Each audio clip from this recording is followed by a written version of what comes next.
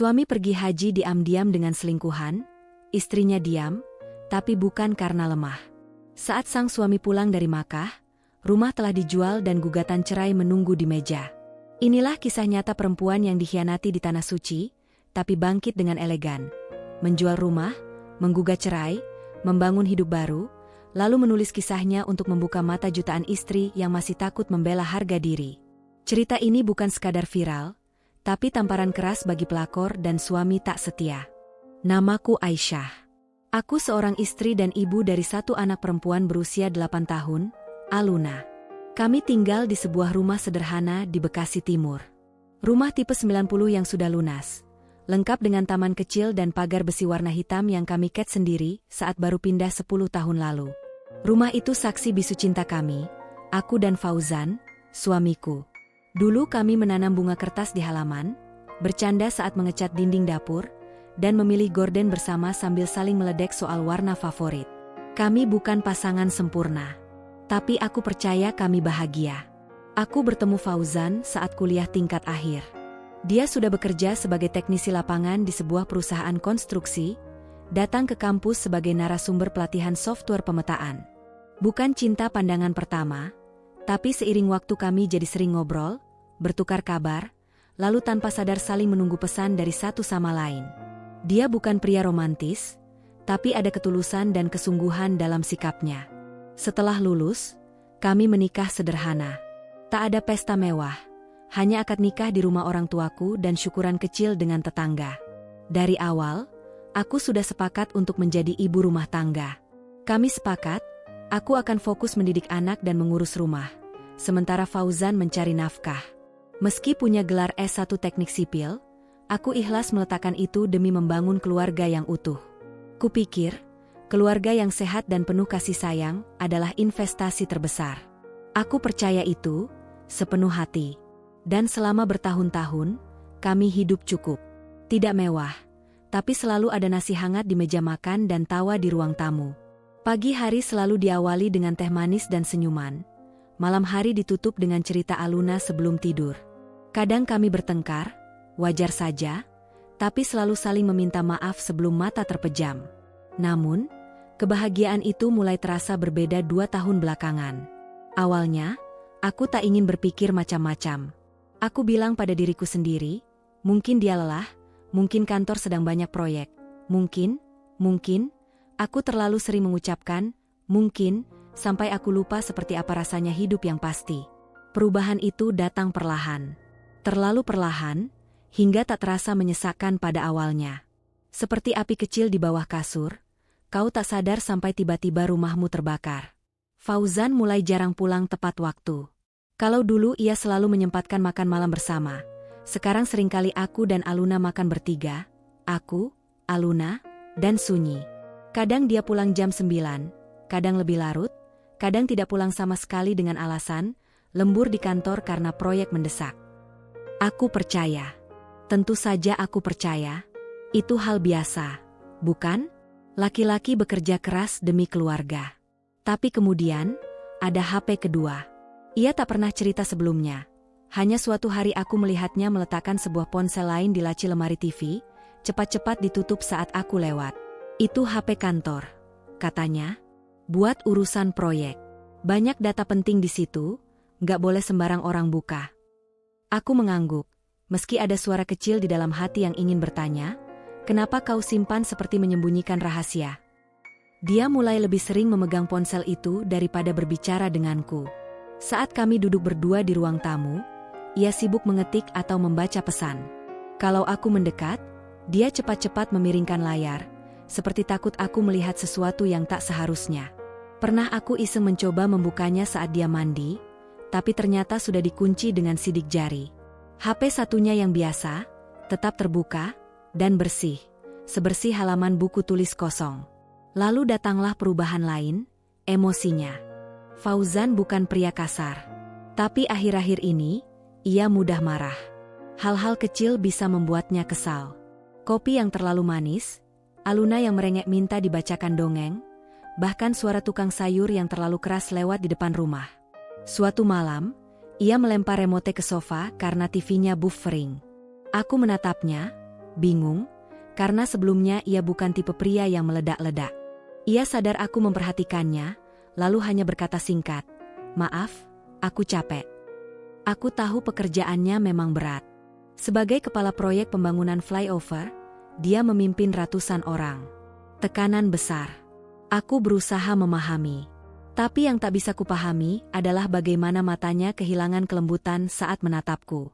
Tatapan yang dulu membuatku tenang, kini seperti tembok dingin.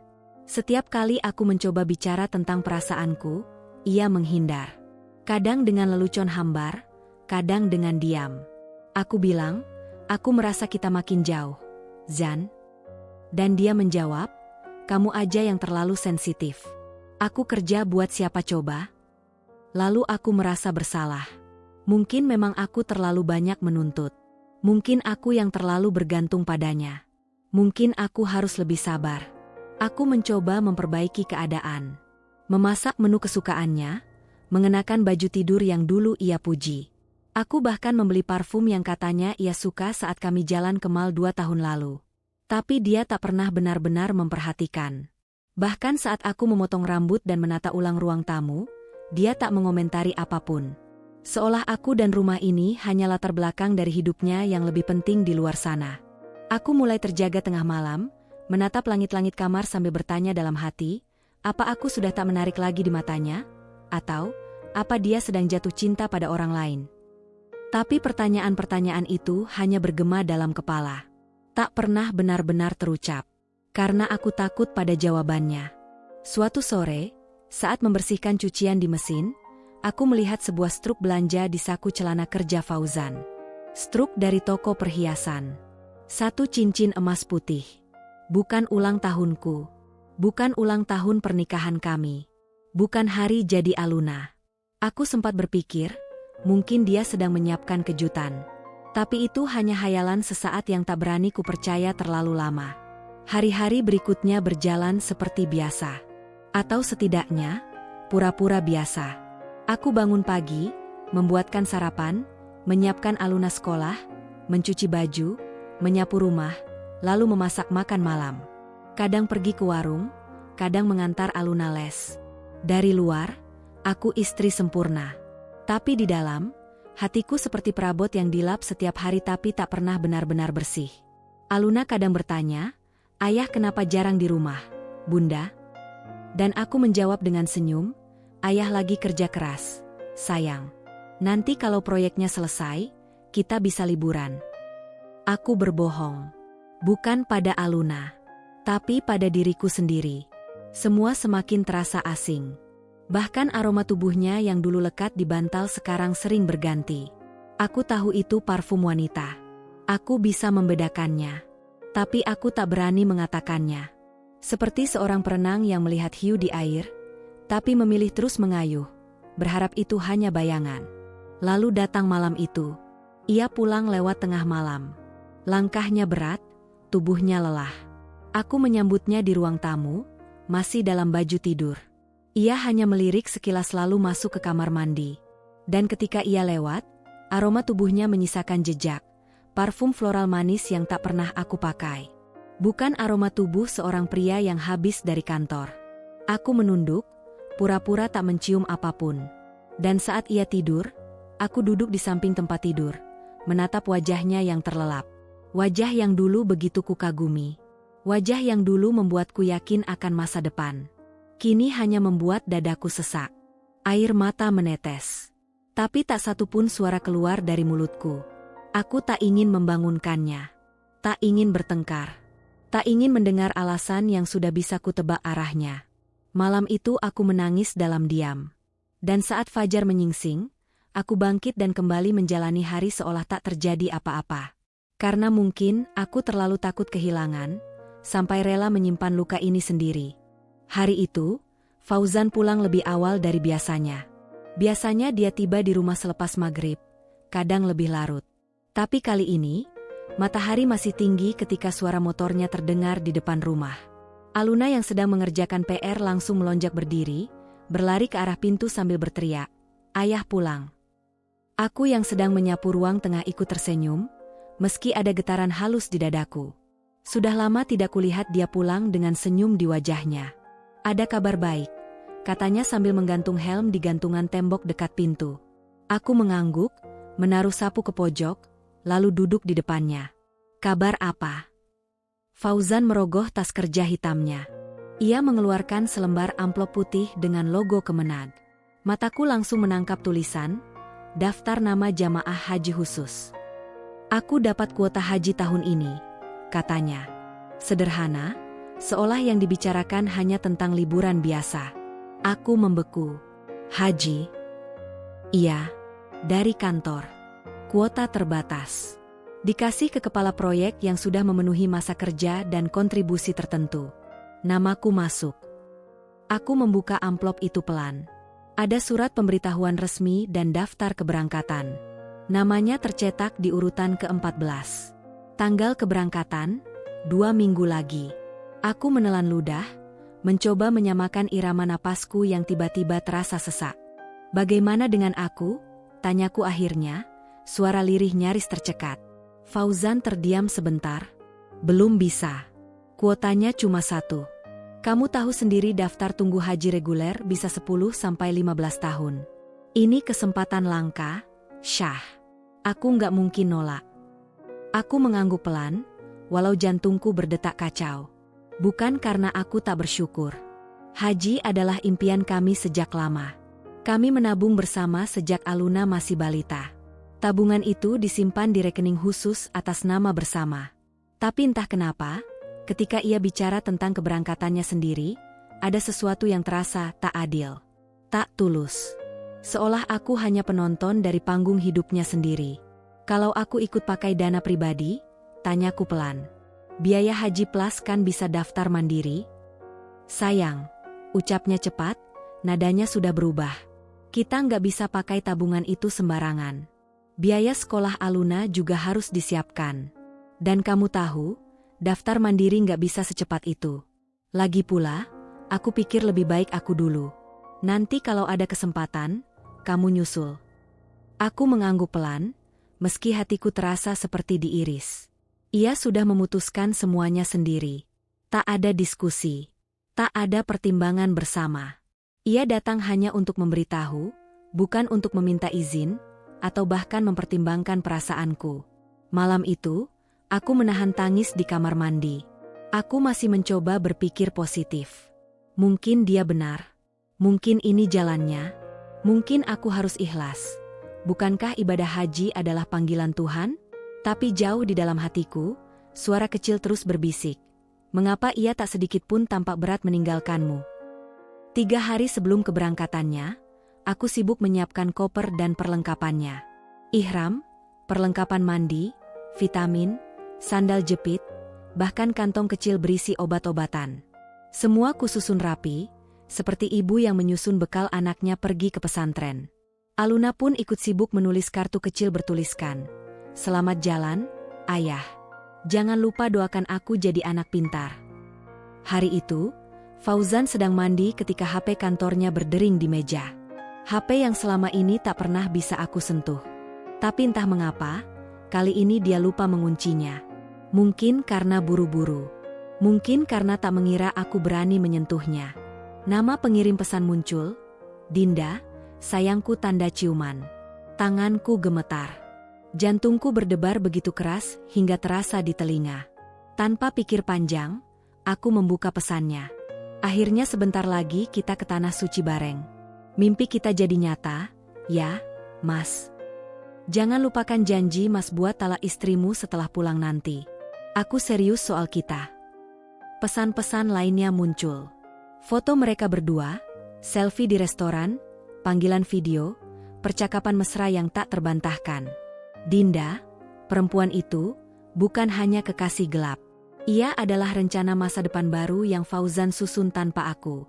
Bahkan keberangkatannya ke Makkah bukan untuk ibadah semata, tapi juga sebagai momen sakral yang ia bagi dengan perempuan lain. Tanganku menggigil saat meletakkan HP itu kembali. Nafasku sesak. Tapi tak ada air mata yang keluar. Entah mengapa, aku hanya duduk diam di lantai ruang tamu, memeluk lutut, dan menatap kosong ke dinding. Hatiku hancur, tapi sekaligus beku. Tak ada amarah yang meledak. Yang ada hanya luka menganga yang terlalu dalam untuk segera disadari. Beberapa menit kemudian, Fauzan keluar dari kamar mandi. Ia melihatku duduk diam. Tatapanku langsung menusuk ke arahnya. Ia tampak bingung. Lalu melirik ke meja, tempat HP-nya tergeletak. Tak butuh waktu lama baginya untuk menyimpulkan. "Kamu buka HP aku?" tanyanya pelan. Aku tak menjawab. Hanya menatapnya dengan pandangan yang tak pernah kuberikan sebelumnya. Ia mendekat. Wajahnya berubah tegang. "Kamu ngintip isi HP aku?" Aku masih diam. Tapi mataku penuh tuduhan. Penuh kesakitan. Dan disitulah semuanya berubah. "Jadi begini caramu menyambut suami yang mau berangkat haji?" ucapnya dingin. "Kamu curiga, bahkan sebelum aku pergi. Padahal aku mau ke tanah suci, Syah. Mau menebus dosa-dosa, termasuk kalau memang aku pernah salah ke kamu." Aku membuka mulut, tapi tak ada suara keluar. Ia terus bicara, semakin emosional.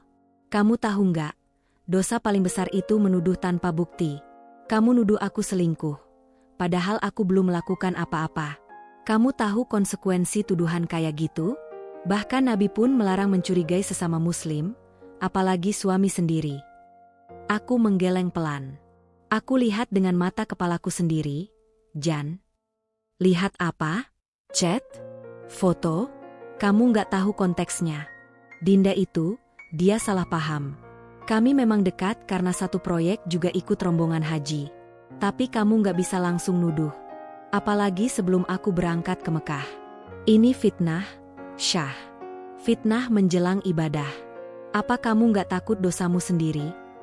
Tangis mulai menggenang di mataku. Tapi bukan karena aku percaya padanya. Justru karena aku tahu, ia sedang memanipulasi. Memutarbalikkan semuanya, dan menamparku dengan rasa bersalah karena aku berani mencari kebenaran. "Kalau kamu nggak percaya aku, kalau kamu anggap aku hina banget, ya udah aku berangkat haji sendiri. Tapi jangan minta aku doakan kamu di sana." Perkataannya menusuk, mencekik. Seolah akulah pengkhianat di sini. Seolah akulah yang salah karena merasa sakit. Dan entah kenapa, aku kembali diam. Malam itu, aku tak bisa tidur. Aku memeluk Aluna erat-erat, seolah tubuh kecilnya adalah jangkar yang menyelamatkanku dari tenggelam. Dalam sunyi, aku berdoa. Bukan agar Fauzan berubah pikiran. Bukan agar aku bisa memaafkan. Tapi agar aku diberi kekuatan untuk menghadapi kenyataan yang tak lagi bisa kusembunyikan di balik doa dan kepura-puraan. Pagi keberangkatannya, aku ikut mengantar ke bandara. Kami berfoto bersama, tersenyum palsu di depan banner bertuliskan, "Selamat Jalan Jamaah Haji 2025. Tak ada yang tahu bahwa di balik senyum itu, hatiku hancur. Saat ia melambaikan tangan dan masuk ke ruang tunggu, aku tahu, ini bukan sekadar perpisahan ke tanah suci. Ini awal dari perpisahan yang sebenarnya. Dan mulai hari itu, aku tidak lagi menjadi istri yang sabar dan diam. Aku mulai menyusun rencana. Sudah 1 minggu sejak Fauzan terbang ke tanah suci. Selama itu pula aku hidup dalam diam yang nyaris mencekik. Rumah menjadi sepi tanpa suaranya, tapi juga terasa lebih tenang. Setidaknya, aku tak perlu lagi berpura-pura. Tak perlu menyajikan makan malam yang akan dibiarkan dingin. Tak perlu bertanya-tanya mengapa ia begitu cepat tidur tapi tetap sibuk menatap ponsel di balik selimut. Aku mulai menjalani hari dengan tenang. Setiap pagi mengantar Aluna sekolah, memasak sederhana, membereskan rumah, lalu duduk sendiri di ruang tamu, menatap dinding kosong sambil memikirkan langkah berikutnya. Tapi pagi itu berbeda. Aku sedang menyapu ketika salah satu sahabat lamaku, Nia, mengirim pesan. Kami sudah jarang intens berkomunikasi. Tapi hari itu namanya muncul di layar dengan satu pesan pendek yang membuat jantungku berhenti berdetak sesaat. "Syah, ini beneran Fauzan, kan?" Wajah memerah. Disertai tautan ke akun Instagram bernama Dinda_Shgen kamu. Tanganku langsung gemetar. Aku klik tautan itu dengan gugup, dan muncul profil akun seorang wanita muda. Wajah manis, kulit putih, bibir penuh, mungkin 5 hingga 7 tahun lebih muda dariku. Akunnya tidak dikunci. Bionya, "Bismillah, semoga haji mabrur bersama imamku cincin." disertai emoji Ka'bah dan dua tangan bersatu. Kakiku lemas. Telapak tanganku basah. Tapi aku terus menggulir halaman itu dengan perasaan antara ingin tahu dan ingin muntah. Ada belasan foto yang diunggah selama 5 hari terakhir. Semua diambil di Makkah dan Madinah. Di salah satunya, mereka berdua berdiri di depan Masjidil Haram. Fauzan mengenakan baju ihram, Dinda dengan gamis putih dan kerudung panjang. Wajah mereka nyaris menempel, tersenyum ke arah kamera seperti pasangan sah yang sedang bulan madu spiritual. Di caption tertulis, "Akhirnya Allah undang kami bersama ke rumahnya. Perjalanan cinta ini bukan tanpa air mata, tapi kini semua terasa utuh. Doakan kami sakinah, mawadah, warahmah. Haji 2025 suamiku tanah suci doa cinta. Aku terpaku." Ada video singkat di postingan lain. Mereka sedang berjalan berdua di pelataran Masjid Nabawi. Dinda merekam wajah Fauzan yang tampak tersenyum ke kamera sambil menatap lembut, lalu ia menyelipkan tangannya ke lengan Fauzan. Kamera bergoyang sebentar, kemudian terdengar suara tawa mereka. Bukan hanya itu, di story Higlids, ada album khusus berjudul Tanah Haram. Di dalamnya, foto-foto intim mereka disusun rapi. Ada momen mereka makan bersama di hotel, memegang tangan satu sama lain sambil berdoa, dan bahkan satu video singkat saat mereka menyebut nama masing-masing. Doain kita ya, teman-teman. Aku dan Mas Fauzan. Bismillah untuk masa depan. Aku merasa seperti disiram air mendidih dari kepala hingga kaki. Jantungku seperti diremas. Aku ingin berteriak, ingin melempar ponsel, ingin menjerit ke langit mengapa kezaliman sebesar ini bisa terjadi di tempat paling suci di muka bumi. Di tanah yang disebut sebagai rumah Allah, tempat manusia datang bertelanjang hati untuk bertobat, suamiku malah membawa serta perempuan lain. Bukan untuk menghapus dosa, tapi memperindah maksiat dengan balutan putih ihram. Perjalanan cinta? Masa depan? Lalu aku ini siapa? Istri sah yang ia nikahi dengan akad dan saksi, yang melahirkan anaknya, yang tidur di ranjang yang sama selama lebih dari 1 dekade.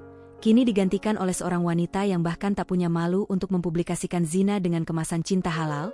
Tanganku mengepal. Dadaku naik turun cepat. Tapi tak ada air mata yang jatuh. Yang ada hanya kesunyian aneh yang menyelimuti seluruh ruang hatiku. Ini bukan lagi kesedihan, ini kehancuran. Dan kehancuran tak selalu berisik. Kadang ia datang dalam bentuk diam yang menggerogoti. Aku buka kembali pesan terakhir yang dikirim Fauzan sebelum keberangkatan. Titip Alunaya. Doakan aku semoga diberi kelancaran ibadah. Aku ingin membalas sekarang. Ingin mengirim semua tangkapan layar itu. Ingin menamparnya dengan bukti. Tapi aku tak lakukan itu. Aku hanya menyimpan semua foto dan video itu dalam folder rahasia di ponselku. Kuberi nama folder itu, kebenaran. Karena aku tahu, akan ada saatnya kebenaran dibutuhkan. Bukan hanya untuk menjelaskan pada dunia, tapi untuk menjelaskan pada diriku sendiri, bahwa aku waras, bahwa aku tidak berhalusinasi, bahwa luka ini nyata, dan aku berhak marah. Hari-hari berikutnya, aku berubah. Bukan menjadi sosok pendendam, tapi menjadi wanita yang terbangun dari mimpi panjangnya. Aku mulai mencatat semua nama yang berinteraksi dengan akun Dinda, lokasi tempat mereka menginap, maskapai yang mereka tumpangi, bahkan grup travel haji yang mereka ikuti. Aku bahkan berhasil menemukan satu video YouTube dari agen travel itu. Dalam satu potongan klip, tampak Fauzan dan Dinda duduk berdampingan di bus rombongan. Dinda menyender ke bahu Fauzan dengan santai, sementara guide haji menjelaskan tata cara pelontaran jumrah. Itu cukup sebagai bukti visual yang bisa ditelusuri. Malam-malam, aku tidak lagi tidur sambil menangis. Aku tidur sambil menyusun rencana. Kadang aku menatap langit-langit kamar dan berbicara dalam hati. Kau mungkin bisa memanipulasi kata-kata. Bisa membuatku merasa bersalah sebelum kau pergi. Tapi tidak kali ini. Tidak setelah aku lihat dengan mata kepalaku sendiri. Aku tak langsung menceritakan pada siapapun, kecuali Nia, teman lama yang sudah seperti saudara. Ia terkejut setengah mati, tapi tak banyak bertanya. Ia hanya menuliskan 2 kalimat pendek. Kumpulkan bukti sebanyak mungkin. Jangan gegabah. Mainkan dengan tenang. Dan aku mengikuti sarannya. Beberapa hari menjelang jadwal kepulangan Fauzan, aku sudah mempersiapkan semuanya. Akta nikah, kartu keluarga, rekening bersama, dan surat-surat rumah. Aku bahkan sudah menghubungi pengacara kenalan Nia yang biasa menangani kasus perceraian. Aku belum mengajukan gugatan, belum. Tapi semuanya sudah kususun di map merah. Rapi, tenang, seperti hatiku yang perlahan mulai tak ingin lagi memiliki orang seperti Fauzan dalam hidupku. Satu hal yang belum kulakukan, memberitahu Aluna. Bagaimana cara menjelaskan pada anak 8 tahun bahwa ayahnya telah mengkhianati ibunya? Bahkan di tempat suci, aku belum sanggup. Jadi aku memilih menyembunyikan semua ini dari wajah kecilnya yang polos. Aku masih tersenyum saat membacakan dongeng pengantar tidurnya. Aku masih memeluknya erat saat ia minta dibacakan doa. Tapi jauh di dalam, aku sedang menghitung hari. Menunggu waktu yang tepat untuk melepaskan segalanya. Karena bagi perempuan sepertiku, kesabaran bukan berarti bertahan selamanya. Kadang, kesabaran adalah kekuatan untuk memilih. Pergi tanpa membungkuk. Hari-hari pasca temuan foto dan video itu berubah menjadi serangkaian pagi yang dingin dan malam yang berat. Air mata masih sering jatuh. Bukan karena rindu, tapi karena luka yang tertanam terlalu dalam. Luka yang tidak berdarah, tapi mengalir setiap kali aku mengingat kembali betapa mudahnya Fauzan menjatuhkan janji-janji pernikahan yang dulu ia ucapkan penuh keyakinan. Aku tak lagi menangis dengan suara. Aku hanya diam. Dan dalam diam itu, aku menyulam satu kekuatan yang selama ini terkubur. Tekad untuk tidak hancur. Pagi itu, aku mengirim pesan ke ibu. Kalimatnya singkat. Bu, bisa ke rumah? Aku butuh cerita. Butuh beberapa menit sebelum balasan datang. Ibu jalan sekarang. Tunggu. Ya, kamu nggak sendiri.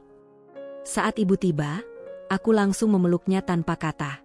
Tubuh tuanya yang mulai membungkuk terasa menjadi sandaran paling tulus di dunia. Kami duduk di ruang tamu, hanya berdua. Aku menceritakan semuanya, dari perubahan sikap Fauzan, keberangkatan hajinya yang tiba-tiba, hingga temuan foto-foto dan video yang membuat jantungku nyaris berhenti. Ibu hanya diam sambil mengusap punggungku. Wajahnya tak berubah marah atau geram seperti yang kupikirkan. Tapi matanya berkaca-kaca. Ia hanya berkata, "Kamu boleh sedih, tapi jangan sampai hilang harga dirimu. Jangan biarkan dirimu dibodohi 2 kali. Kalau dia sudah memilih jalan itu, jangan paksa hatimu tinggal di tempat yang tidak dihargai." Itu kalimat yang memaku kuat di benakku. Kalimat yang menyalakan kembali nyala yang lama padam. Sore harinya, aku menemui sahabat lamaku, Nia, yang sejak awal sudah membantuku diam-diam. Kami bertemu di sebuah kafe kecil yang sepi di pojok kota. Nia sudah menyiapkan catatan, dari akun-akun sosial media Dinda, informasi travel haji, bahkan tangkapan layar yang mungkin aku lewatkan. Ia menyusunnya dalam satu flash disk. "Semua ini bisa jadi bukti kalau kamu mau gugat cerai," katanya. Aku menatap flash disk itu. Kecil, hitam, dan tak terlihat penting, tapi isinya lebih berat dari perasaanku sendiri. Aku belum yakin. Nia, belum siap untuk sidang, belum siap Aluna tahu. Nia menggenggam tanganku. "Kamu gak harus langsung. Tapi kamu harus tahu, kamu punya kekuatan untuk memilih. Dan pilihan itu tidak harus dengan marah. Kamu bisa selesaikan semua ini dengan kepala tegak." Kalimat itu bergema di benakku sepanjang malam. Besoknya aku mendatangi kantor hukum yang disarankan Nia. Pengacaranya seorang perempuan, Bu Retno, yang berpengalaman menangani kasus perceraian karena perselingkuhan. Wajahnya tegas, tapi tenang. Cara bicaranya membuatku nyaman. Setelah aku menceritakan semua, ia hanya mengangguk. "Kasus seperti ini bukan hal baru, Bu Aisyah. Tapi yang membedakan adalah, Anda datang dengan bukti kuat dan dengan emosi yang terkendali. Itu sudah setengah kemenangan." Aku tertawa kecil, pahit. "Saya belum merasa menang, Bu. Saya bahkan belum merasa pulih." "Tidak apa-apa," jawabnya. "Tapi Anda sudah mulai melangkah. Itu yang penting." Kami membahas skema perceraian, dari hak asuh anak, pembagian harta bersama, hingga dokumen rumah yang saat ini masih atas nama berdua. Ternyata, rumah itu bisa dijual tanpa tanda tangan suami bila bisa dibuktikan bahwa ia meninggalkan rumah tangga secara emosional dan finansial. Ada opsi, katanya sambil menatapku serius. Ibu bisa menjual rumah diam-diam, kemudian menyimpan uangnya dalam escrow sampai sidang berjalan. Atau, kita main lebih halus lagi. Aku tertarik. Halus bagaimana? Beri kejutan saat dia pulang. Tanpa suara, tanpa teriak. Tunjukkan bahwa kamu tidak membalas dengan amarah, tapi dengan kendali penuh. Pria seperti itu tidak takut teriakmu, tapi takut kehilangan kendali atasmu. Aku diam. Satu kalimat itu seperti petir di siang bolong. Aku tahu, Fauzan tidak akan pernah takut jika aku hanya menangis. Tapi ia akan ketakutan jika aku berhenti bicara, berhenti mengejar, dan mulai pergi dengan tenang. Malam itu aku menulis surat. Bukan untuk Fauzan, tapi untuk diriku sendiri. Aisyah, kamu tidak lemah. Kamu hanya terlalu tulus. Tapi sekarang saatnya kamu tahu, kesetiaanmu layak untuk seseorang yang tak menjualnya di tanah haram. Kamu tak perlu mengamuk. Kamu hanya perlu melangkah. Diam-diam, tapi pasti. Dan saat dia kembali, dia akan tahu bahwa kamu tidak akan ada di tempat yang sama. Beberapa hari menjelang kepulangan Fauzan, aku mulai mengemas barang. Bukan untuk menyambutnya, tapi untuk menyusun rencana pindah. Aku sudah menemukan rumah kontrakan kecil untuk sementara. Rumah yang sederhana tapi damai. Aluna akan tetap sekolah di tempat yang sama, tapi suasana rumahnya akan berbeda. Aku juga mulai mengurus dokumen penjualan rumah, dengan bantuan Bu Retno yang mengatur semua jalurnya secara legal. Aku tahu aku masih akan menghadapi proses panjang, mungkin menyakitkan. Tapi setidaknya, kali ini aku pegang kendali. Di tengah kesibukan itu, ada satu momen yang membuatku ingin menangis lagi. Aluna datang padaku sambil membawa gambar buatannya. Ayah jadi pulang hari Minggu, ya, Bu? Aku mengangguk. Ia menyerahkan kertas bergambar 3 orang. Ia, aku, dan ayahnya, bergandengan tangan di depan Ka'bah. Warna-warni cerah, senyum lebar. Kalau sudah besar, aku juga mau ke Makkah sama ayah ibu, katanya polos. Aku mencium keningnya, menahan isak yang hampir pecah. Insya Allah, nak, jawabku pelan. Tapi nanti, mungkin kita ke sana berdua dulu. Sama-sama, ya? Ia mengangguk lugu. Iya, Bu. Sama ibu aja nggak apa-apa. Yang penting doa kita dikabul. Dan di situ aku tahu, aku tidak sendirian. Aku punya satu alasan kuat untuk tetap tegar, anak yang percaya penuh bahwa ibunya tak akan pernah meninggalkannya. Aku berdiri di depan cermin pada malam sebelum Fauzan tiba. Untuk pertama kalinya dalam bertahun-tahun, aku melihat seorang perempuan yang bukan lagi korban. Aku bukan istri yang ditinggalkan. Bukan perempuan yang diselingkuhi. Aku adalah Aisyah, perempuan yang memilih untuk tidak tinggal di tempat yang tidak lagi menghargainya. Perempuan yang memilih berpisah bukan karena benci, tapi karena sadar, cintanya tak bisa disamakan dengan permainan. Dan besok, ketika Fauzan kembali, aku tidak akan menjerit, tidak akan marah, tidak akan memukul atau melempar barang seperti yang biasa dilakukan dalam drama-drama. Aku hanya akan menatap matanya, lalu berkata, "Selamat datang. Tapi maaf, kamu tidak lagi punya rumah di sini." Aku memegang kunci rumah di tangan. Kecil, ringan, logam biasa yang mungkin bagi orang lain tak berarti banyak. Tapi bagiku, kunci itu bukan sekadar pengait pintu. Ia adalah penanda, di mana aku tinggal, di mana aku bertahan, di mana aku mengalah dan berharap dan kini, tempat yang akan kutinggalkan. Setelah puluhan malam tidur di rumah ini, menangis di dapur, memandangi langit-langit kamar yang penuh harapan kosong, akhirnya aku benar-benar melihat tempat ini dengan cara berbeda. Rumah ini bukan lagi tempat pulang. Bukan tempat aman. Ia sudah menjadi museum dari luka yang terus dipelihara. Kini, aku harus menjadikannya tiket kebebasan. Hari itu aku kembali mendatangi kantor Bu Retno, pengacara yang sudah membimbingku sejak awal. Ia menyambutku dengan senyum tipis dan secangkir teh manis yang selalu disediakan sekretarisnya. Sudah siap dengan langkah berikutnya, Bu Aisyah? Aku mengangguk, perlahan tapi yakin. Saya mau jual rumah. Sebelum dia pulang. Ia membuka map merah, menarik beberapa dokumen yang sudah kami diskusikan sebelumnya. Salah satunya adalah salinan sertifikat rumah. Seperti yang saya duga, rumah ini memang atas nama Anda. Sejak awal pembelian dulu, yang tercatat sebagai pemilik sah adalah Anda sendiri. Ingat waktu itu, uang muka dan cicilan awal semuanya menggunakan dana dari tabungan Anda? Kita bisa buktikan itu. Aku menarik napas lega. Entah kenapa dulu aku memilih memakai namaku sendiri saat mengurus pembelian rumah. Mungkin hanya alasan praktis karena saat itu aku yang lebih aktif mengurus urusan keuangan. Tapi kini, keputusan itu seperti perlindungan semesta yang datang dari masa lalu. Artinya saya bisa menjual rumah ini tanpa tanda tangannya. Betul. Dan selama proses penjualan dilakukan secara legal, kita bisa memastikan semuanya aman. Nanti dana hasil penjualan bisa langsung ditahan dulu, dititipkan dalam escrow sampai sidang selesai. Supaya tidak ada celah hukum bila dia mengklaim hak harta bersama. Aku mengangguk, hati mulai tenang. Aku tahu, langkah ini bukan hanya soal uang. Ini tentang keberanian. Tentang melepaskan. Proses penjualan rumah tidak semudah menjentikan jari, tapi aku memiliki alasan yang kuat, dan lebih dari itu, aku memiliki kendali. Dengan bantuan Bu Retno dan agen properti yang sudah biasa bekerja dengan klien-klien privat, rumah mulai dipasarkan tanpa menimbulkan kecurigaan. Kami sepakat tidak mencantumkan alamat atau identitas pemilik dalam iklan online. Semua dilakukan lewat jalur tertutup.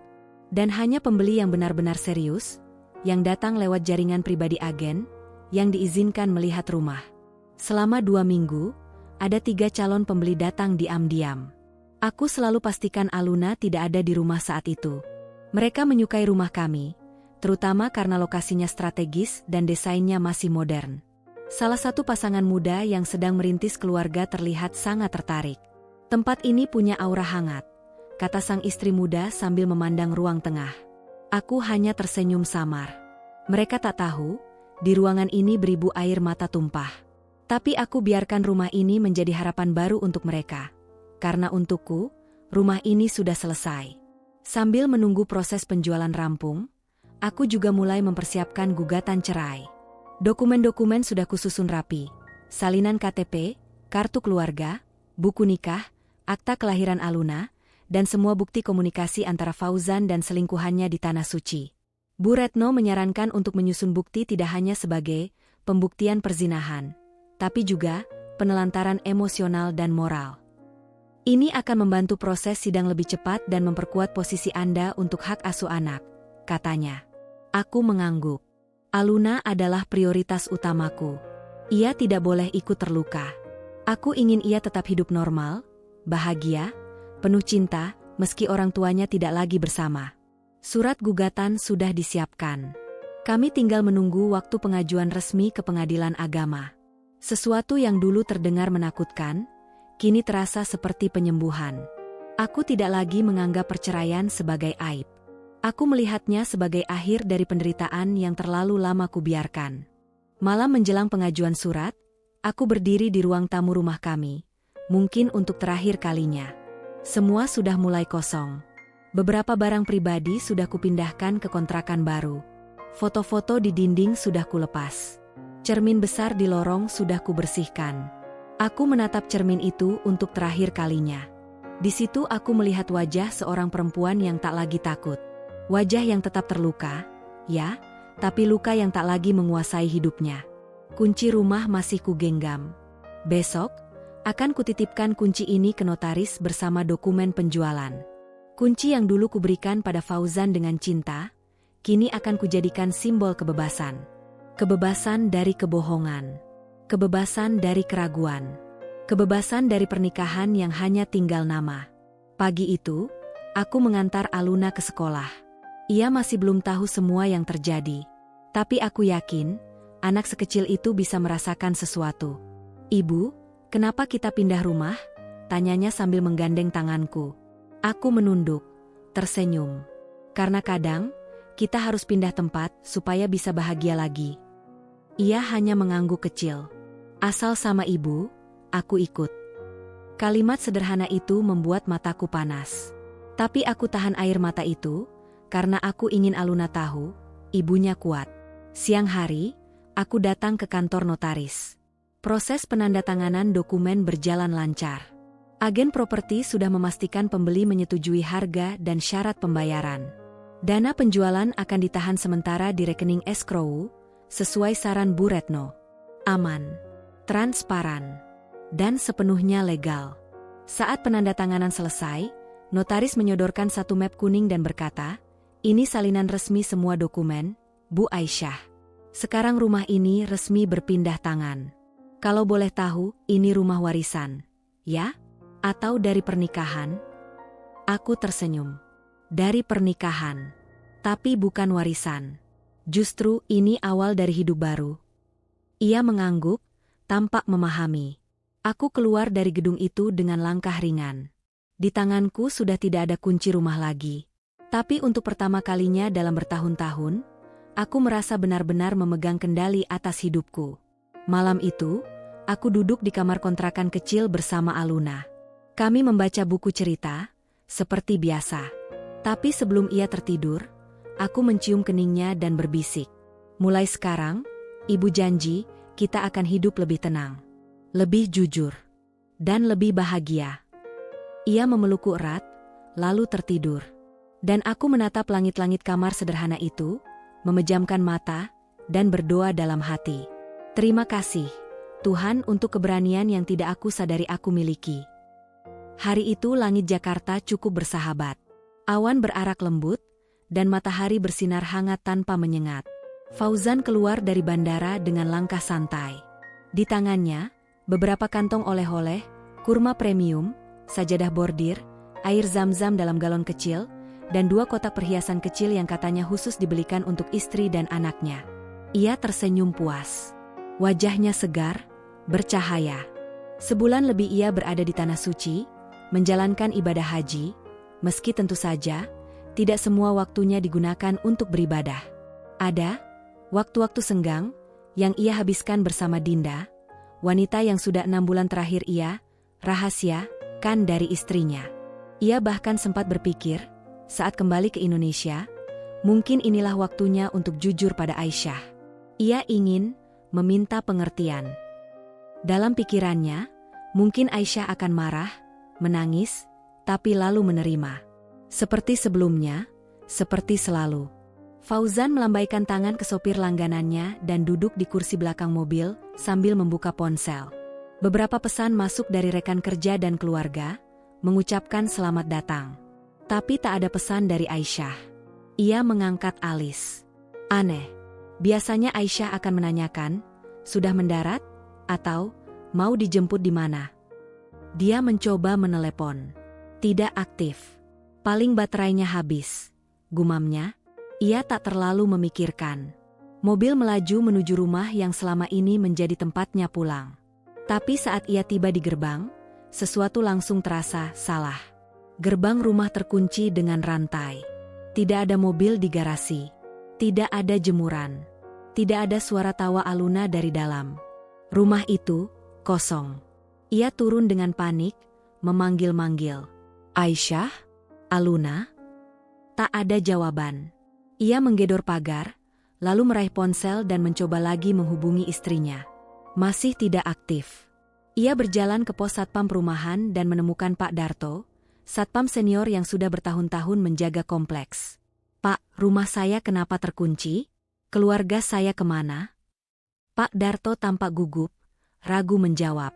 Tapi akhirnya ia menyerah dan berkata pelan, "Maaf, Pak Fauzan, Bu Aisyah sudah pindah 2 minggu lalu." "Pindah?" Alis Fauzan terangkat tinggi. "Maksudnya? Itu rumah saya." Pak Darto menghela napas panjang. "Rumahnya sudah dijual, Pak. Pembelinya sudah survei beberapa kali. Tapi katanya Ibu Aisyah yang punya dokumennya semua, jadi dijual secara sah. Surat-suratnya lengkap." Fauzan terpaku. Kapan dijualnya?" "Baru minggu kemarin, Pak. Pembeli baru rencananya mau masuk akhir bulan." Sejenak dunia Fauzan seperti kehilangan gravitasi. Ia menyandarkan diri ke dinding pos satpam, napasnya tersengal. Ia mencoba berpikir logis, mencoba menyangkal. Tapi semuanya terasa nyata. Terlalu nyata. Ia merogoh ponsel, membuka kontak Aisyah sekali lagi, dan mengirim pesan. Aisyah, kamu di mana? Rumah ini kenapa kosong? Hubungi aku sekarang. Tak ada balasan. Ia mencoba menghubungi ayah mertuanya. Tidak diangkat. Ibu mertuanya juga tidak membalas. Akhirnya, satu notifikasi masuk. Bukan dari Aisyah, tapi dari email. Dari Kantor Hukum Retno O Partners. Subjek, gugatan cerai Aisyah Fatimah BT. Nasir. Fauzan membacanya berulang kali, tak percaya. Surat itu resmi. Dikirimkan ke alamat email pribadinya dan dilampiri dengan file PDF, berisi gugatan cerai lengkap, daftar bukti, serta penjelasan bahwa istrinya telah memulai proses hukum untuk mengakhiri pernikahan mereka. Ia terpaku membaca kalimat demi kalimat.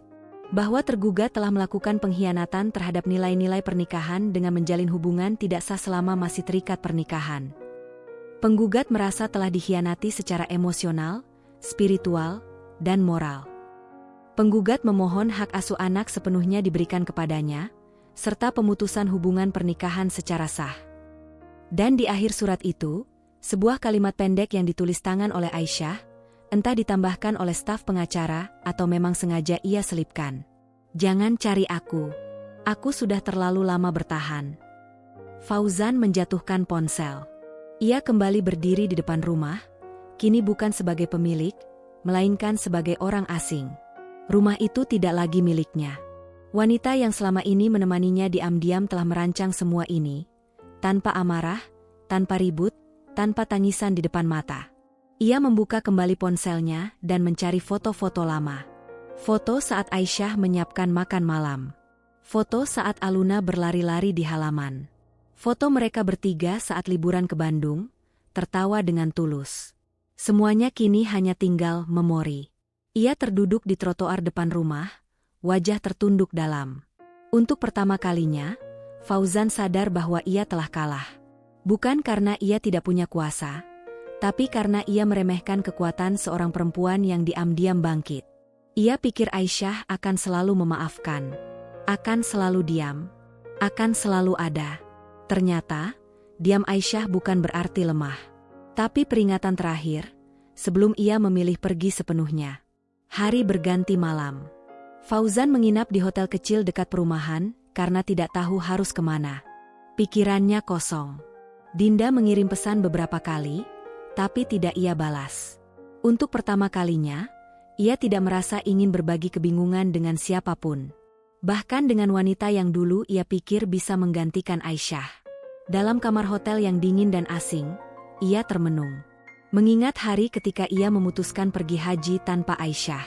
Hari ketika ia memesan tiket untuk Dinda diam-diam. Hari ketika ia memblokir ponsel sementara agar tak terganggu, istri sah. Dan kini, semua itu kembali padanya dalam bentuk nyata. Kesepian. Tanpa rumah. Tanpa istri. Tanpa anak. Tanpa hati yang menunggu pulang. Ia menangis pelan. Bukan karena sedih ditinggal, tapi karena sadar bahwa ia pantas kehilangan semuanya. Bab ini menjadi titik balik yang menghancurkan ego Fauzan. Dan mungkin, awal dari penyesalan panjang yang tak akan pernah terbayar. Aku tak pernah membayangkan bahwa hari ini akan tiba. Aku duduk di ruang pengadilan agama, mengenakan pakaian sopan dan rapi, tetapi hatiku bergemuruh seperti badai. Di seberang ruangan, duduk pria yang selama lebih dari 10 tahun kupanggil suami. Dulu, ia adalah pelindungku, tempatku pulang. Tapi hari ini, ia adalah tergugat. Di hadapanku terbentang meja hijau. Meja yang dingin, saksi dari puluhan bahkan ratusan kisah pernikahan yang patah. Meja yang kini menjadi tempat kami menyelesaikan segalanya. Dengan dokumen, bukti, dan suara tegas hakim, bukan dengan pelukan atau air mata. Sidang perdana itu diawali dengan formalitas biasa. Absensi, pembacaan gugatan, perkenalan kuasa hukum masing-masing. Tapi di dadaku, rasanya seperti genderang perang ditabuh perlahan. Bukan karena aku ingin perang, tapi karena aku tahu, pihak sana akan datang bukan untuk jujur, tapi untuk menyelamatkan harga diri. Sejak pertama hakim membuka sidang, aku sudah melihat rona ketegangan di wajah Fauzan. Ia datang tanpa Dinda. Kabarnya, Setelah tahu rumah telah dijual dan aku memulai gugatan cerai, Dinda mulai menjauh perlahan. Tidak ingin ikut terseret. Katanya, belum siap terlibat dalam konflik hukum. Klasik. Fauzan datang dengan jaket abu-abu dan wajah yang lebih tirus dari biasanya. Entah karena lelah atau stres, aku tak peduli. Ia duduk di samping pengacaranya, sesekali melirikku. Aku tak membalas tatapannya. Yang kupandang hanya hakim dan berkas di meja. Kuasa hukumku, Bu Retno, dengan tenang membacakan pokok-pokok gugatan. Pengkhianatan dalam rumah tangga, perbuatan tidak setia, penelantaran emosional, dan permohonan hak asuh anak. Yang mulia, ujar Bu Retno dengan suara tegas tapi tenang, klien kami telah mengalami kerugian moral dan psikologis yang cukup dalam.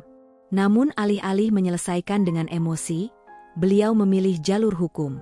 Kami siap menunjukkan bukti-bukti yang tidak bisa dibantah mengenai perselingkuhan tergugat selama berada di Tanah Suci. Aku menunduk pelan. Kata-kata itu masih menyesakkan dada.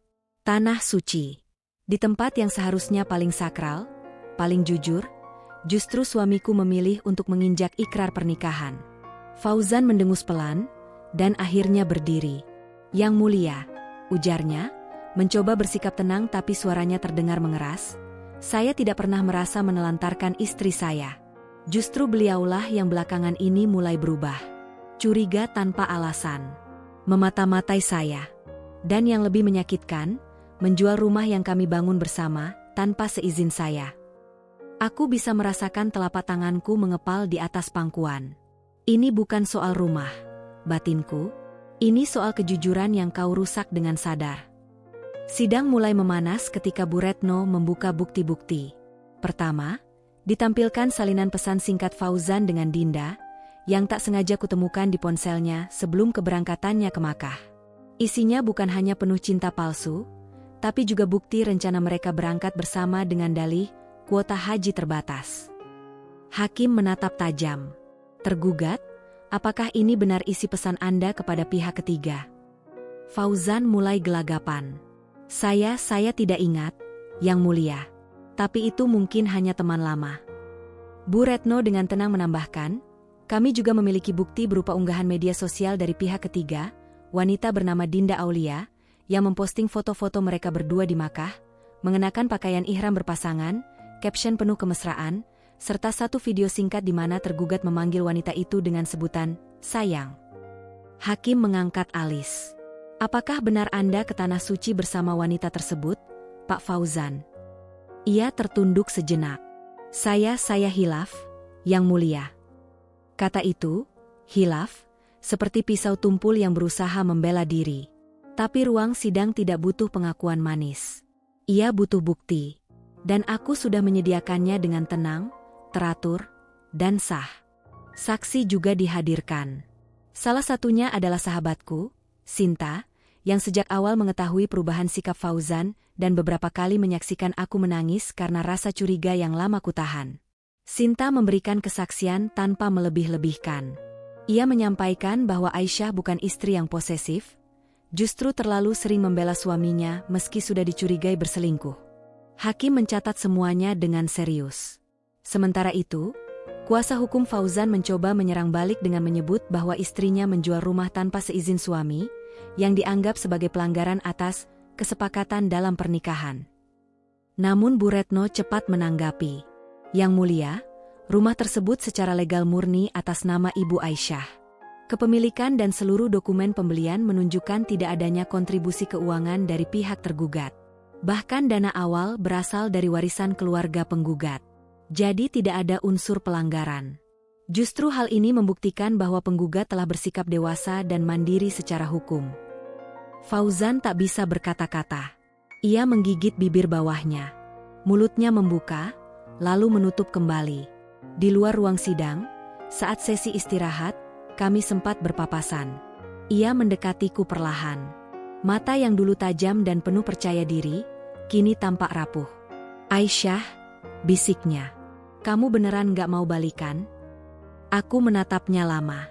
Wajah yang pernah kucintai itu, kini terasa seperti halaman terakhir dari novel menyakitkan yang harus segera kututup. Rumah sudah aku jual.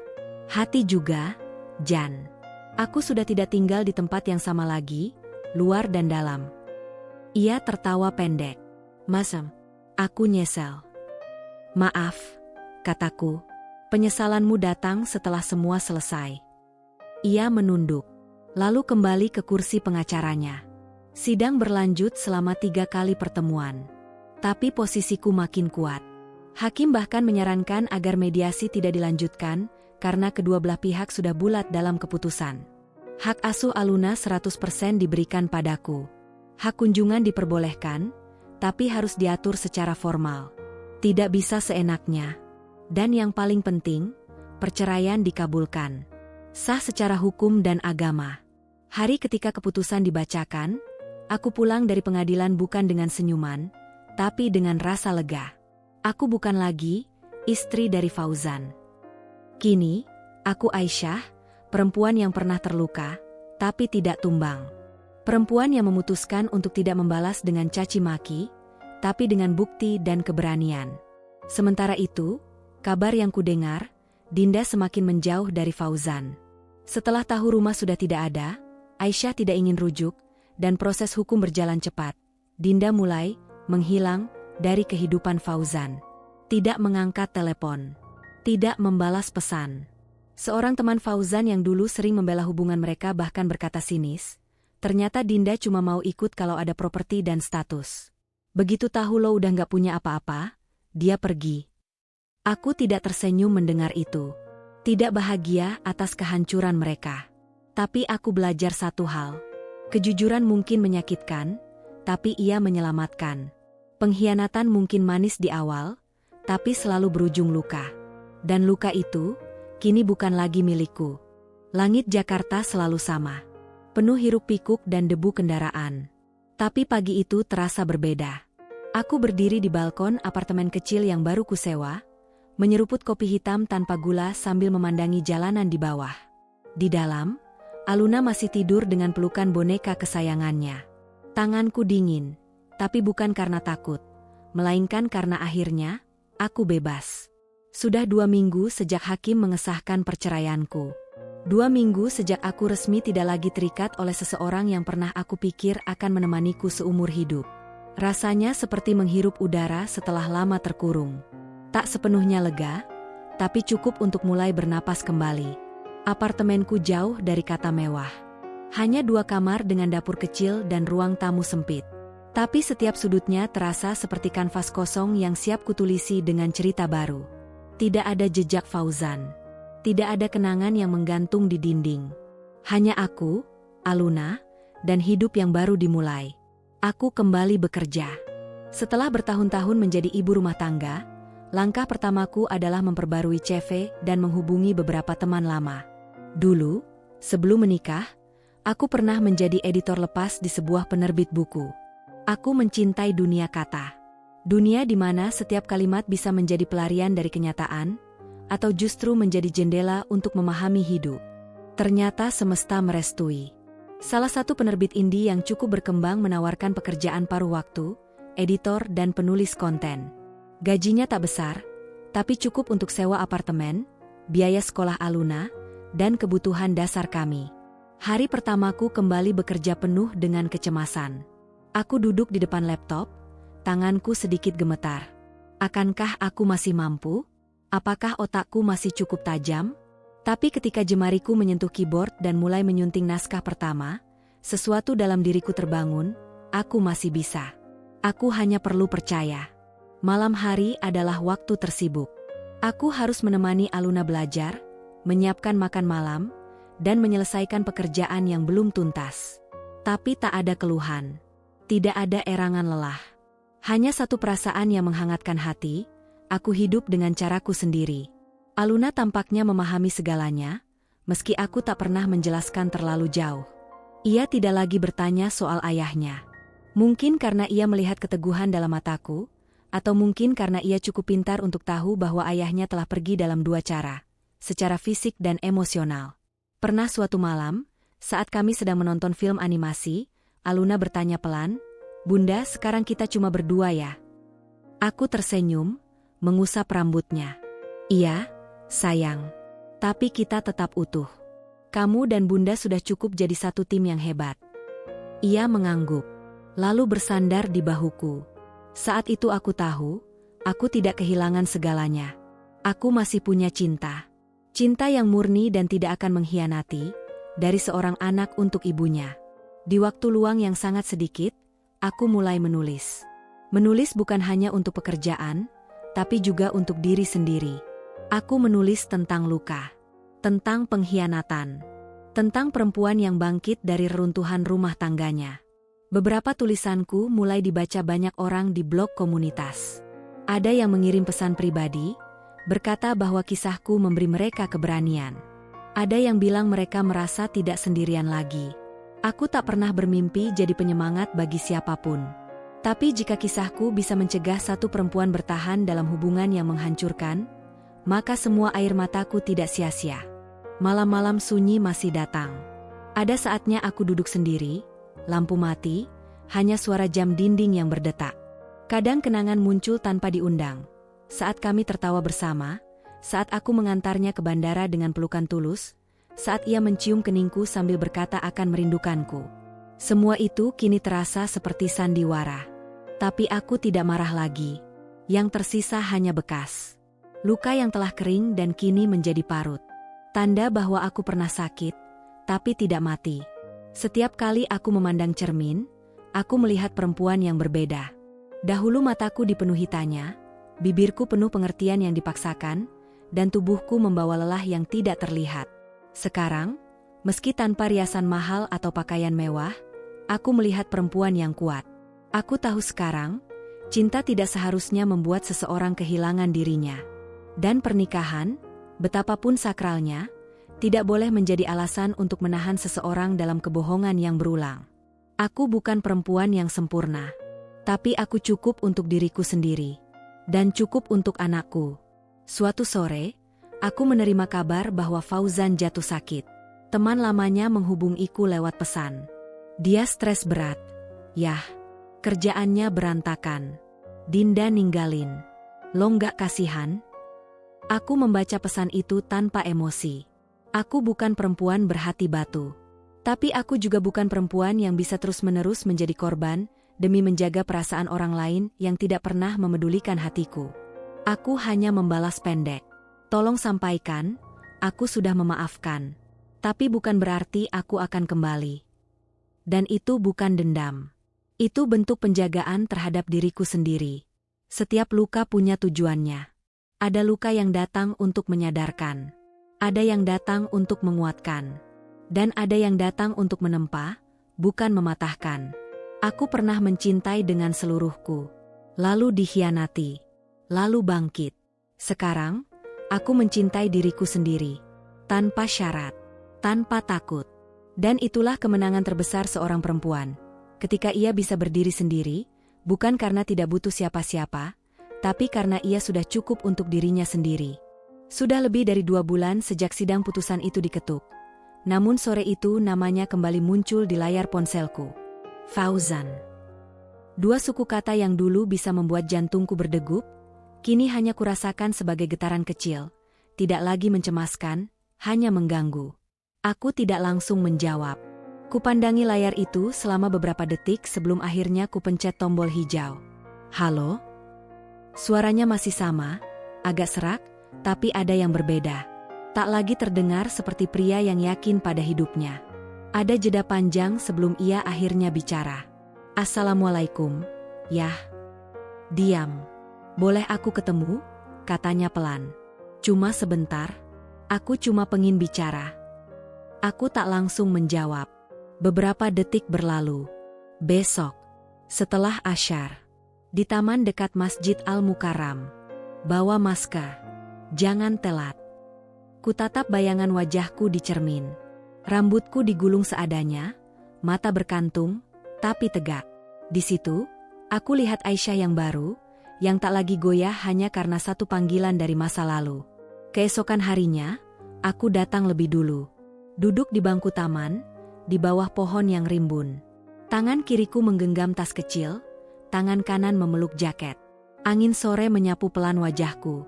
Langit agak murung, seperti tahu akan ada percakapan yang tak mudah. 15 menit kemudian, ia datang. Fauzan masih seperti dulu, jaket abu-abu favoritnya, wajah tirus, dan langkah yang sudah tak lagi gagah. Ia berdiri di hadapanku, bingung harus duduk atau tidak. Aku mengangguk kecil, mempersilahkannya duduk di ujung bangku. "Terima kasih sudah mau ketemu," katanya lirih. Aku hanya mengangguk. Sebelumnya, ia menelan ludah. "Aku minta maaf. Untuk semua hal, dari yang kamu tahu, sampai yang mungkin kamu gak tahu." Aku tetap diam. Tidak karena aku tak punya kata-kata, tapi karena aku tahu, diamku adalah ujian paling berat baginya. "Aku tahu aku keterlaluan," lanjutnya. "Pergi ke tanah suci, bawa wanita lain. Bohongi kamu. Hianatin janji kita. Aku gak akan cari-cari alasan. Cuma waktu itu aku ngerasa kosong. Yah, aku bodoh." Kutatap wajahnya, bukan dengan benci, tapi dengan jarak. Seperti seseorang menatap lukisan lama yang pernah disukai, tapi kini tak lagi punya tempat di dinding rumahnya. "Fauzan," akhirnya aku bicara. "Aku sudah lama tahu maaf akan datang. Tapi aku juga tahu, maaf tidak selalu berarti kembali." Ia menunduk. "Aku minta maaf, bukan buat balikan," katanya buru-buru. "Aku cuma ingin kamu tahu bahwa aku menyesal. Sangat menyesal." Aku menghela napas panjang. "Kamu menyesal karena aku pergi? Atau karena dia juga pergi setelah tahu aku tidak kembali?" Ia tak menjawab. Dan aku tak butuh jawabannya. Karena aku sudah tahu, kadang penyesalan datang bukan karena kehilangan cinta, tapi karena kehilangan kenyamanan. "Fauzan, aku bukan malaikat. Aku pernah marah, menangis, bahkan memikirkan cara menyakitimu balik. Tapi aku memilih tidak. Karena aku ingin bebas, bukan hanya dari kamu, tapi dari semua dendam yang bisa merusak hatiku." Ia mengangguk pelan. "Aku bisa lihat itu sekarang." "Aku maafkan kamu, Zan," kataku, menatap matanya langsung. "Bukan karena kamu layak dimaafkan, tapi karena aku layak untuk tenang." Kalimat itu menggantung di antara kami. Aku bisa lihat ia menelan ludah, dadanya naik turun. "Kalau kamu berharap kita bisa mulai dari awal?" Jawabannya tetap tidak, tambahku. "Karena aku sudah selesai dengan masa lalu.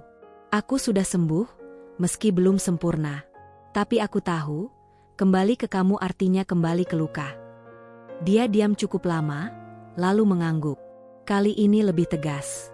"Terima kasih, ya, karena masih mau bertemu, karena masih mau mendengar, dan karena sudah memaafkan." Aku bangkit dari bangku. "Kita bisa tetap baik, Zan, demi Aluna. Tapi kita tidak akan kembali jadi kita. Itu sudah cukup jelas sejak kamu memilih jalan itu waktu itu." Dia hanya mengangguk. Aku melangkah pergi, tidak menoleh. Karena perempuan yang kuat tidak selalu yang berani bertahan. Kadang, perempuan yang kuat adalah yang tahu kapan harus pergi tanpa membawa luka lagi. Malam itu, setelah Aluna tidur, aku menyalakan laptop dan menulis. Bukan untuk pekerjaan, tapi untuk diriku sendiri. Kata-kata mengalir seperti air dari hati yang tenang. Maaf bukan jembatan untuk kembali, tapi adalah perahu kecil yang menyeberangkanku dari luka menuju ketenangan. Aku tidak lupa, tapi aku tidak lagi terjebak. Aku menulis sampai dini hari. Menulis bukan untuk dikenang, tapi untuk ditinggalkan. Menulis bukan sebagai korban, tapi sebagai penyintas. Hari-hari selanjutnya, Fauzan memang berubah. Ia tidak lagi menelepon malam-malam. Ia hanya sesekali menghubungi untuk menanyakan Aluna, dan itu pun singkat dan formal. Ia menerima bahwa pintu yang dulu terbuka, kini telah ditutup, dengan kunci yang kukunci sendiri. Dan aku mulai belajar memasak menu baru tiap akhir pekan. Membaca buku-buku yang dulu tak sempat kusentuh. Mengajak Aluna bersepeda di Minggu pagi. Menikmati kesendirian tanpa merasa kesepian. Aku bahkan mulai menabung untuk rencana masa depan. Ingin mengambil kuliah online di bidang sastra. Mimpi lama yang sempat kutinggalkan demi menjadi istri yang baik.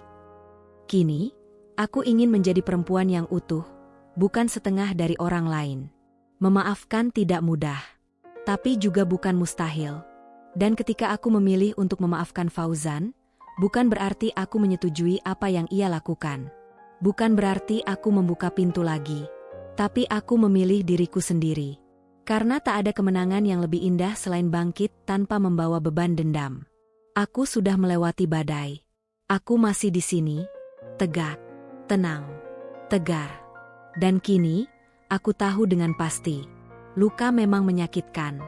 Tapi memaafkan tanpa kembali, itulah bentuk cinta tertinggi pada diri sendiri. Sidang terakhir telah usai. Surat cerai resmi kuterima seminggu kemudian dalam map coklat yang dingin dan sunyi.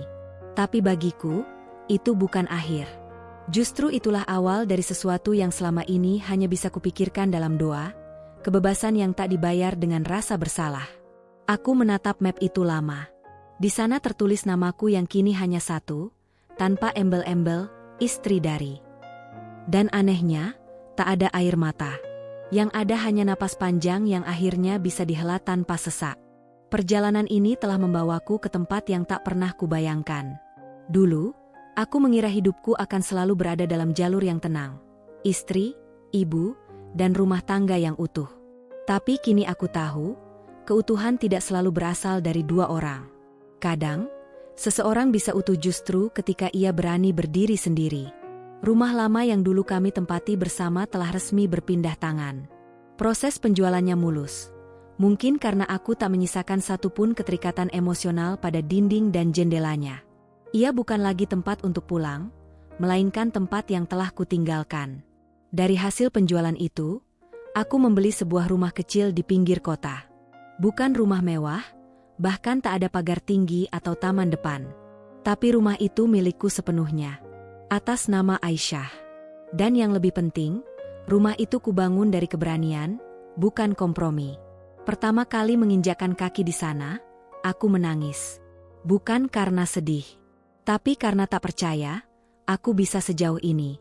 Seorang perempuan yang dulu takut meninggalkan ranjang penuh dusta, kini berdiri tegak di atas tanah yang ia beli sendiri.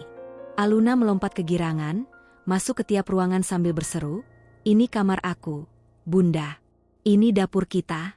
Wah, bisa main sepeda di halaman belakang." Kami menggelar tikar, makan mie instan berdua, dan tertawa. Tanpa suara televisi, tanpa furnitur mahal. Hanya tawa, dan rasa cukup. Malam-malamku kini berbeda. Bukan lagi untuk menanti pesan yang tak kunjung datang, atau menunggu pintu dibuka oleh seseorang yang pulang dengan wajah lelah dan hati entah di mana. Kini malam-malamku adalah waktu terbaik, untuk membaca, menulis, atau sekadar memandangi langit dari teras kecil. Aku mulai menulis secara rutin. Bukan hanya untuk diri sendiri, tapi untuk dibagikan. Kupilih blog dan media sosial sebagai wadah.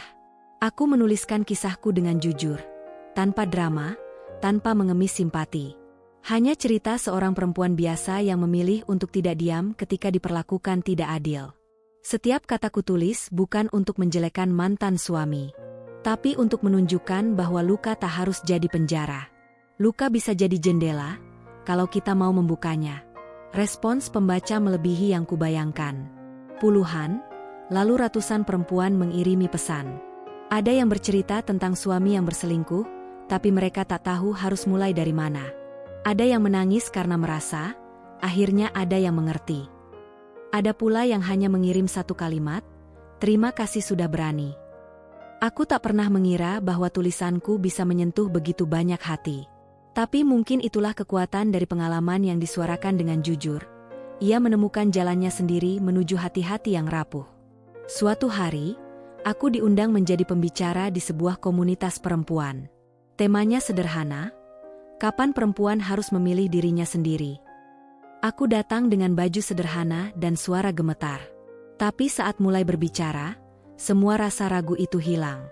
Aku menceritakan kisahku, tanpa menyembunyikan bagian yang gelap. Karena perempuan lain juga pantas tahu bahwa tidak apa-apa merasa lemah. Tidak apa-apa jatuh. Yang penting, jangan lupa berdiri kembali. Setelah acara itu, seorang perempuan parubaya menghampiriku, menggenggam tanganku erat. Saya terlambat bertemu cerita seperti Mbak. Tapi setidaknya anak-anak saya tidak akan mengalami yang sama. Terima kasih. Aku memeluknya. Dalam pelukan itu, Aku merasa lebih dari sekadar seorang mantan istri yang dikhianati. Aku adalah seorang penyintas yang kini menjadi suar kecil bagi perempuan lain. Setiap hari adalah perjalanan baru. Terkadang masih ada rasa perih saat melihat pasangan berjalan sambil bergandengan tangan, atau saat Aluna bertanya kenapa teman-temannya punya ayah yang menjemput mereka. Tapi hidup mengajarkanku untuk tidak membandingkan, karena bahagia punya bentuknya masing-masing. Bagiku, bahagia adalah ketika aku bisa membelikan Aluna es krim tanpa harus minta izin siapapun. Ketika aku bisa mengisi rumah kecil kami dengan bunga segar. Ketika aku bisa tidur tanpa curiga dan bangun dengan semangat. Bahagia juga ketika aku bisa berkata, tidak, tanpa rasa bersalah. Dan berkata, ya, hanya pada hal yang layak kuperjuangkan. Pagi ini, saat menyiapkan bekal sekolah Aluna, aku tersenyum melihat pantulan wajahku di cermin dapur. Rambutku dikuncir asal, tanpa polesan makeup mahal.